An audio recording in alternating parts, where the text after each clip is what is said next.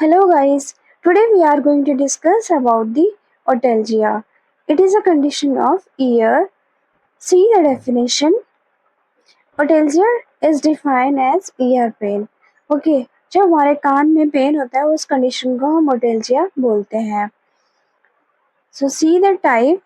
There are two main type of otalgia: primary otalgia and secondary otalgia.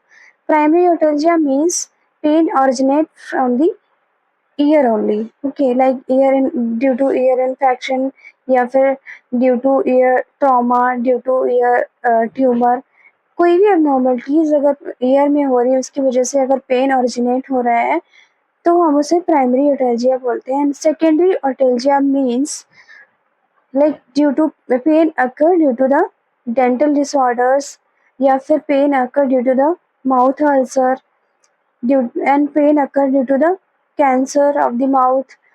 Okay, तो ये क्या है, nerve के थ्रू जो पेन होता है कान में उसको हम सेकेंडरी ओटेल्जिया बोलते हैं. हेड इंजरी या फिर नेक इंजरी कुछ कभी कभी होता है तो ये नर्व के थ्रू पेन जो है फील होता है इनटू द ईयर, उसको हम सेकेंडरी ओटेल्जिया बोलते हैं. Okay, so what are the causes of otalgia? Ear infection. Due to infection pain obviously होता ही है. एंड डेंटल डिसऑर्डर्स, डेंटल अगर दांतों में कुछ प्रॉब्लम है तो जो नर्व्स हैं कनेक्टेड होती हैं टू ईच अदर, तो ये क्या है कि नर्व के थ्रू पेन फील हो सकता है into the year. Sinusitis. Sinusitis जब है तो ईयर हैवीनेस लगेगा बिकॉज ईयर ड्रम के भी पीछे जो है बहुत हैवीनेस फील होता है और ये इरिटेशन की वजह से क्या होगा, बहुत ज़्यादा इरिटेट होगा देन पेन फील होगा. टॉन्सिलाइटिस. टॉन्सिलाइटिस की वजह से भी ईयर पेन होगा कि बिकॉज ये टॉन्सिलाइटिस जो है नियर द ईयर है तो भी पेन हो सकता है. Pharyngitis. Pharyngitis due to pharyngitis जो इन्फेक्शन है वो क्या है, कॉज हो सकता है इनटू द ईयर आल्सो, तो पेन हो सकता है. Eustachian tube dysfunction.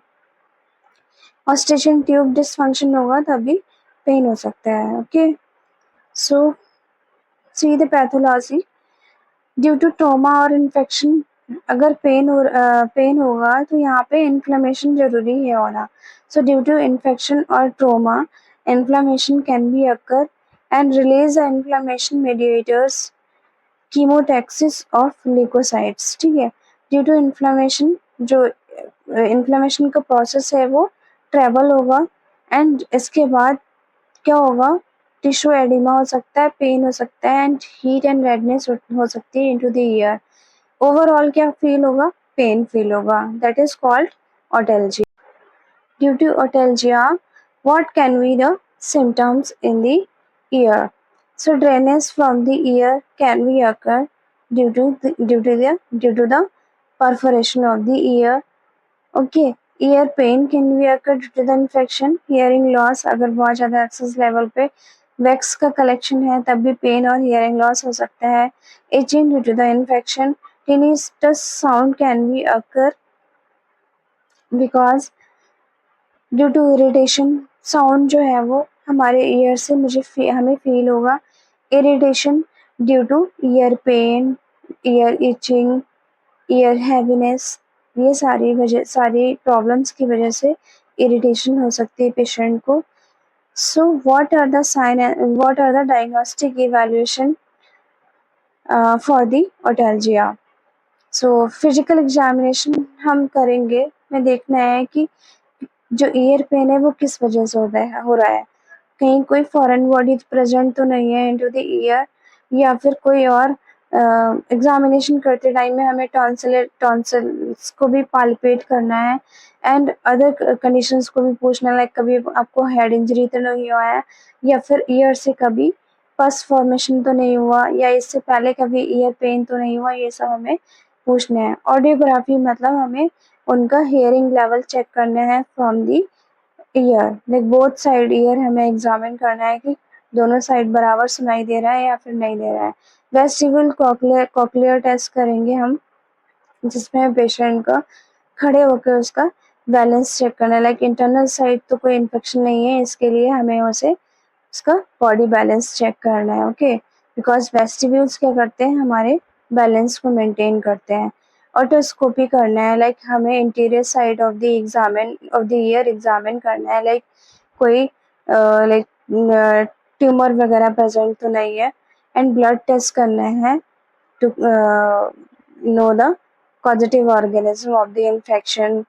ओके, अगर ये सारी चीज़ें क्लियर नहीं हो रही हैं इतने सारे एग्जाम में, लाइक एग्जामिनेशन में, फिजिकल एग्जामिनेशन, ऑडियोग्राफी में और या ऑटोस्कोपी में, तो हमें एट द एंड क्या करना है, सीटी स्कैन करना है। उससे पहले हम एक्सरे करके भी देख सकते हैं, फिर भी क्लियर नहीं हुआ तो लास्ट टेस्ट हम एक्सरे स्कैन करते हैं, जिससे कि हमें interior side of the year पता लग जाता है कि क्या प्रॉब्लम है। अकॉर्डिंग टू दैट हम क्या करेंगे, ट्रीटमेंट स्टार्ट करेंगे। So what are the treatment for this condition?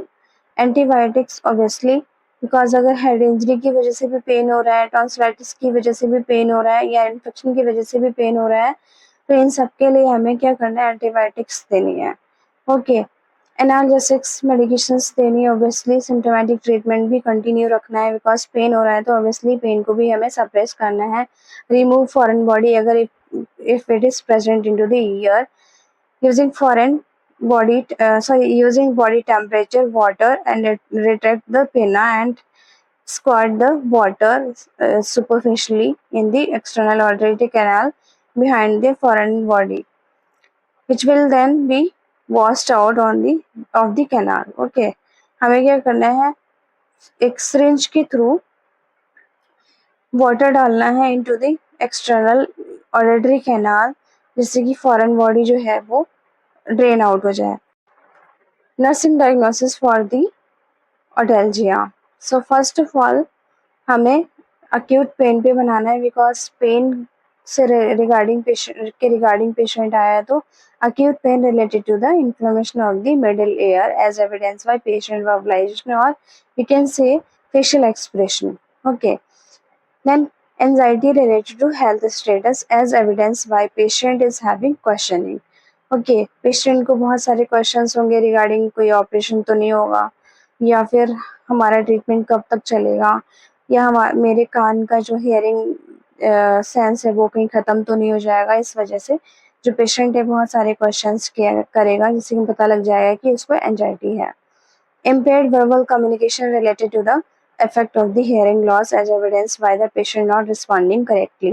Okay, अगर बहुत ज़्यादा वैक्स कलेक्ट है और पेन हो रहा है पेशेंट को, इट मीन्स उसका हियरिंग लॉस भी हुआ होगा, तो इस इम्पेयर्ड वर्बल कम्युनिकेशन हो सकता है।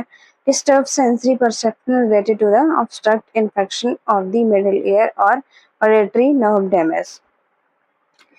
ड्यू टू नर्व डैमेज जो है डिस्टर्ब सेंसरी परसेप्शन हो सकता है, इसलिए हम ये सारे नर्सिंग डायग्नोसिस जो है वो यूज कर सकते हैं into the otalgia. Okay, thank you guys for watching my video.